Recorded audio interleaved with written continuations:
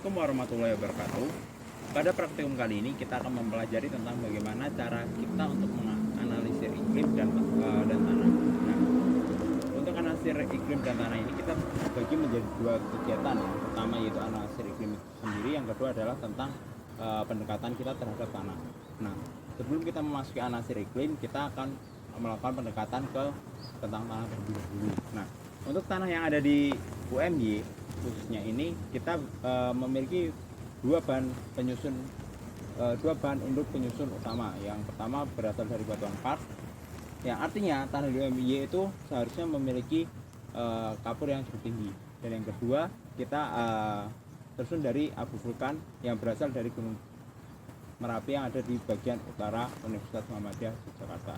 Nah, untuk lebih kita mengetahui bagaimana kandungan unsur tanahnya, maka kita akan melakukan beberapa pengujian menggunakan HCl khususnya untuk mengetahui kadar kapur yang ada di tanah ini. Kemudian yang kedua adalah batuan abu vulkan, yaitu dengan menggunakan H2O2 sebagai indikator untuk mengetahui apakah kandungan bahan material organik di sini cukup tinggi.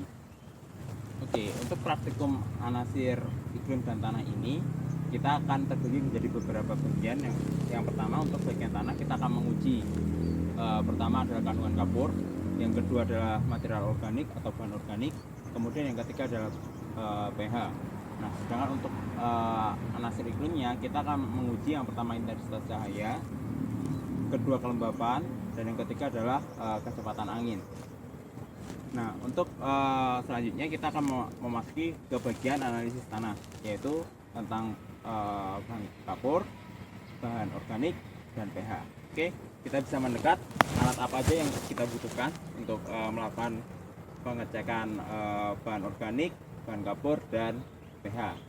Oke, setelah kita tadi mengetahui bahwasanya historical tanah di UMY itu berasal dari batuan kapur dan batuan dari abu vulkanik Gunung Merapi, maka kita akan melakukan pengecekan. Yang pertama yaitu kita cek pH-nya terlebih dahulu.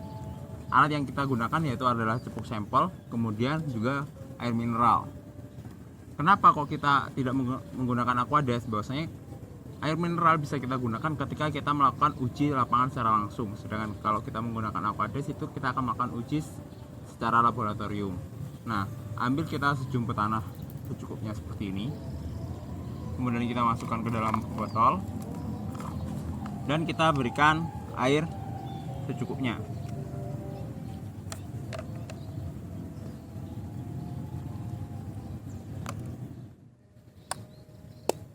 Oke, setelah kita tutup, kita lakukan penggocokan.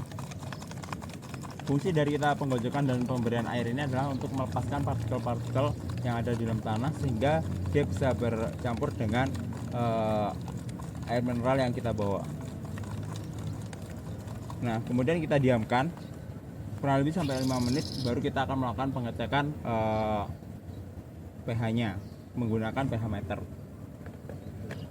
Seperti ini alatnya. Kenapa kok kita harus diamkan? Agar semua partikel yang tidak kita inginkan itu terendam ke bawah, sehingga partikel-partikel yang terikat oleh H2O2 itu bisa kita cek menggunakan pH meter tersebut. Nah, selanjutnya yaitu kita memasuki acara yang kedua, yaitu pengecekan bahan organik. Pengecekan bahan organik kita menggunakan chemical H2O2 dengan konsentrasi 2%. Nah, cara kerjanya yaitu kita cukup meneteskan cairan H2O2 ini ke permukaan tanah. Apabila tanah itu nanti mengeluarkan buih, otomatis kandungan tanah tersebut memiliki kandungan bahan organik. Nah, kita akan melakukan pengecekan.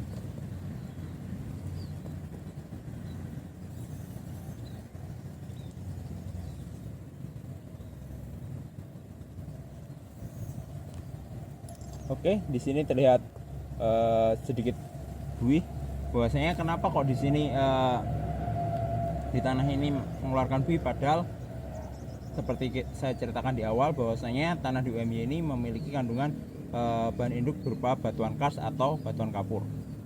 Nah, untuk lebih jelasnya kita melakukan uji yang ketiga, yaitu uji material kapurnya. Oke, untuk mengetahui kandungan bahan kapur, kita bisa menggunakan HCl dengan konsentrasi 2%. Sama halnya dengan penetesan H2O2 tadi, apabila tanah ini mengandung material kapur, dia akan mengeluarkan buih.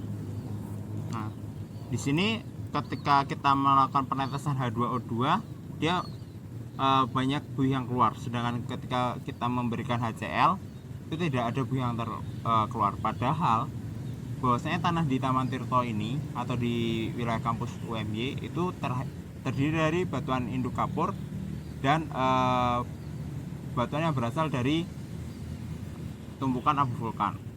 Kenapa kok dia tidak muncul? Seperti kita ketahui bahwasanya wilayah di sini kita berada di cekungan, sehingga semua material-material yang berasal dari batuan kapur ataupun batuan abu vulkanik itu tertumpuk menjadi satu dan terlindih. Oleh karena itu batuan kapur di sini tidak memberikan efek atau tidak menimbulkan buih. Dapat disimpulkan bahwasanya kandungan kapur yang ada di tanah sini sudah terlindih atau tertimpa oleh material organik yang berasal dari abu vulkanik. Nah, yang terakhir tadi ini sudah kita diamkan kurang lebih 5 menit, akan kita melakukan pengecekan.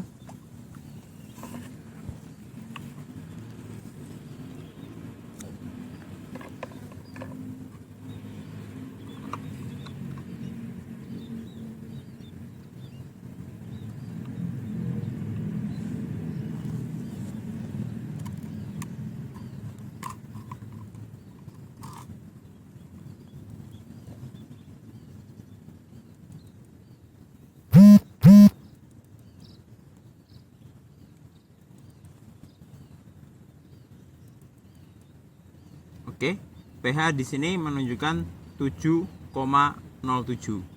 Nah, dapat disimpulkan bahwasanya pH tanah yang ada di sekitaran UMY ini memiliki pH yang normal, yaitu di pH normal itu antara 6 dan 7. Oke, untuk analisis iklim kita akan melakukan beberapa pengecekan. Yang pertama yaitu pengecekan kelembapan udara, kecepatan angin, dan intensitas cahaya. Adapun alat-alat yang kita gunakan, yang pertama adalah seling hygrometer. Nah, seling hygrometer ini adalah alat yang akan kita gunakan untuk melakukan pengecekan kelembaban udara. Kemudian kita memiliki nama alat anemometer. Alat kecil ini adalah untuk mengetahui kecepatan angin. Dan yang ketiga yaitu luxmeter. Fungsinya ini adalah untuk mengetahui intensitas cahaya yang ada pada siang hari ini. Nah, untuk lebih tepatnya, yang pertama-tama kita akan melakukan pengecekan terhadap kelembapan udara terlebih dahulu. Nah, di sini pada kelembapan udara, pada seling hygrometer ini terdapat dua termometer. Yang di atas adalah termometer bola kering, sedangkan yang bawah adalah termometer bola basah. Nah, cara menggunakannya adalah pada temperatur bola basah perlu kita berikan sedikit air.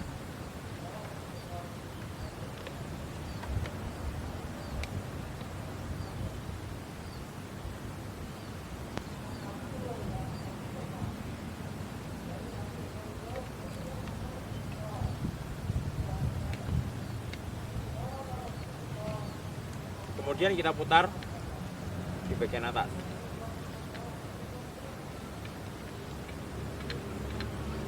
Jangan sampai kita ketika memutar seling hygrometer ini pada permukaan kita seperti ini, melainkan harus di atas kepala.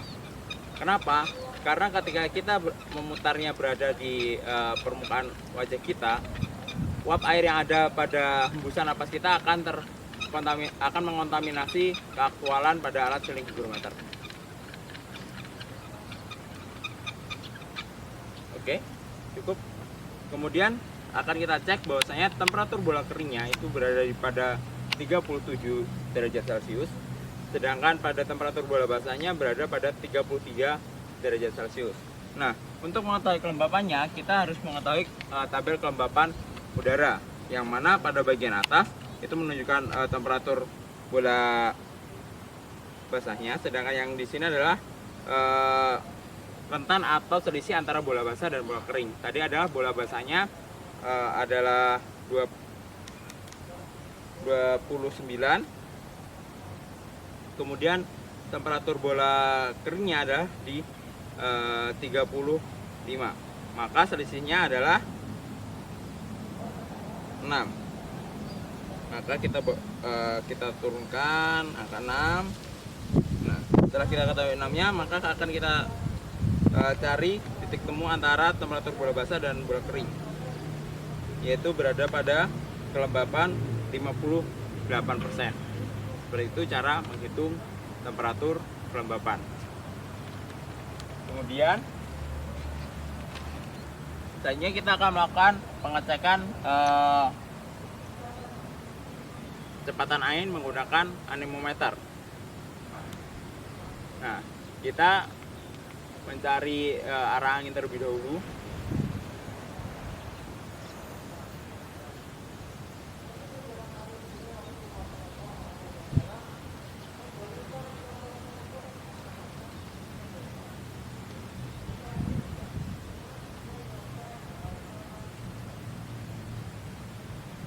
Oke, pada kecepatan angin ini kita dapat bahwasanya kecepatan anginnya adalah 1,5 meter per second, di mana kecepatan angin ini berpengaruh terhadap proses penyerbukan tanaman. Semakin tinggi kecepatan angin, maka kegagalan penyerbukan akan sangat tinggi, sehingga ketika kecepatan angin cukup tinggi, normalnya banyak sekali petani-petani yang akan gagal panen. Kemudian yang terakhir yaitu kita akan melakukan pengecekan intensitas cahaya. Oke, untuk intensitas cahaya kita menggunakan namanya alat yaitu lux. Nah, untuk lux meter ini kita terdiri dari dua bagian, yaitu yang pertama adalah indikator lux meternya dan yang kedua adalah sensor penerima cahaya lux meternya.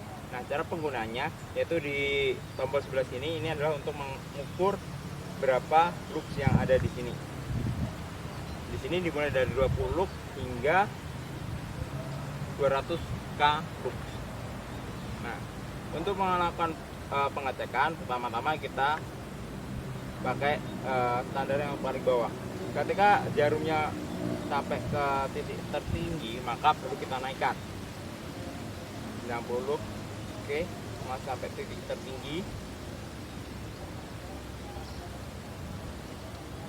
200 lux, masih sampai titik tertinggi. Kita coba di 600 lux.